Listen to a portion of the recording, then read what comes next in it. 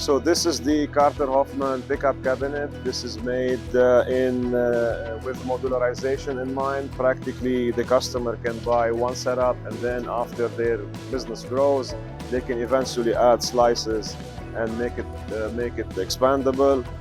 The order entry process is extremely simple. This unit connects to the customer's POS system, and when the order comes through, whether through mobile, through app, through web, through the phone, the order is processed in the kitchen, and when it's processed, it's placed in the cabinet.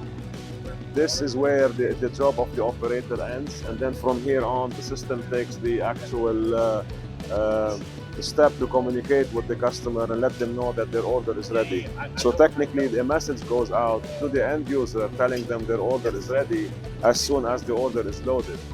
And then they would come in, use a QR code that we send a text in the form of a text message or email or any form they like, and then they would scan the QR code here, and their dedicated cubby opens up. Practically, this organizes the chaos we have today in the pickup world.